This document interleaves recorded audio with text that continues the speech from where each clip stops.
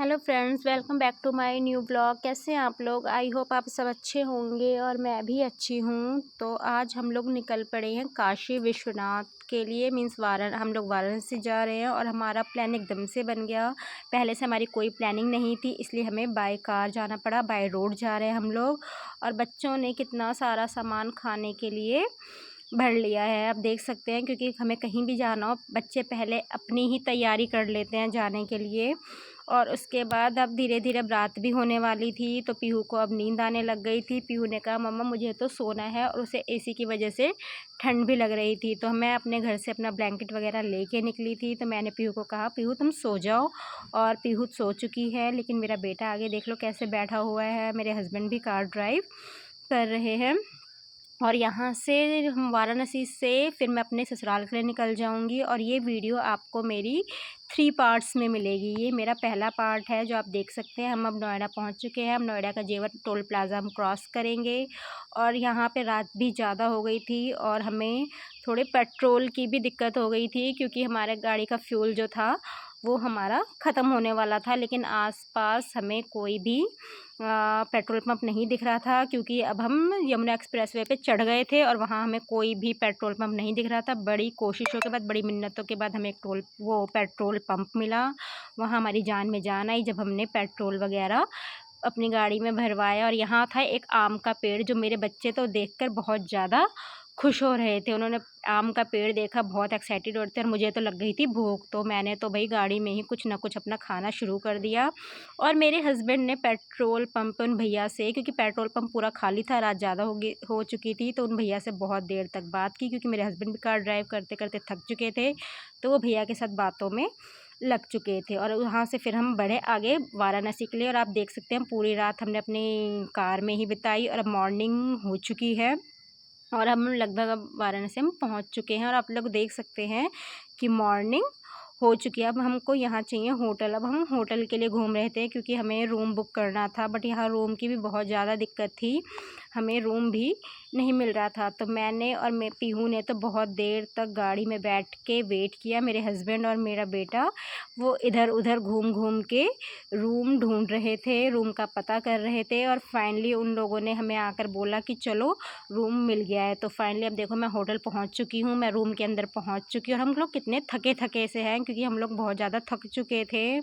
और उसके बाद हम रूम पहुंचते पहले तो हम लोग सो गए। सो के उठने के बाद फिर हम नहा धो के फिर हम रेडी हुए, क्योंकि अब हमें काशी विश्वनाथ टेम्पल के लिए निकलना था। तो हम सब रेडी हो चुके हैं और अब हम यहाँ से निकलेंगे। लेकिन यही है कि काशी विश्वनाथ टेम्पल के अंदर फ़ोन ले जाना अलाउड नहीं है, इसलिए हम वहाँ की कोई वीडियो नहीं बना पाए।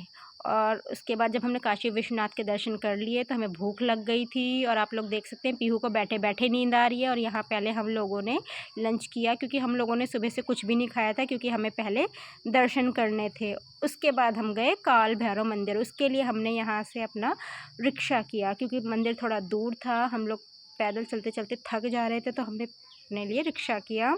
और रिक्शा करने के बाद हम लोग पहुँचे काल भैरव मंदिर, क्योंकि यहाँ पे कहते हैं कि काल भैरव मंदिर के भी दर्शन करने बहुत ज़्यादा ज़रूरी हैं। और उसके बाद काल भैरव मंदिर के दर्शन वगैरह करके फिर हम लोगों ने सोचा कि 80 घाट घूमेंगे। वहाँ घाट का नाम है ये 80 घाट, वहाँ 80 घाट हैं शायद। उसके बाद ये आप देख सकते हैं हम घाट के किनारे पहुँच चुके हैं। और घाट पे वहाँ पे बहुत ज़्यादा भीड़ भाड़ थी। आप लोग देख सकते हैं यहाँ कितने सारे बोट्स वगैरह खड़े हैं, क्योंकि यहाँ लोग बोटिंग के लिए बहुत ज़्यादा एक्साइटेड रहते हैं। और यहाँ बहुत ज़्यादा भीड़ थी, तो हम लोगों ने सोचा क्यों ना हम भी बोटिंग करें। तो हमने भी बोटिंग के लिए बोट वाले से बात की। जो भी हमारा फेयर वगैरह था हमने अपना सही तरीके से तय करके हम बोटिंग में करने के लिए बैठ चुके हैं। लेकिन भैया अभी बोट को स्टार्ट नहीं कर रहे थे, क्योंकि मौसम थोड़ा सा ख़राब होने लग गया था। और जैसे ही मौसम सही हुआ तो भैया ने बोटिंग स्टार्ट कर दी। इसके लिए पहले भैया ने हमें लाइफ जैकेट दी सबको। उन्होंने कहा सबको लाइफ जैकेट पहनना यहाँ पे कंपलसरी है।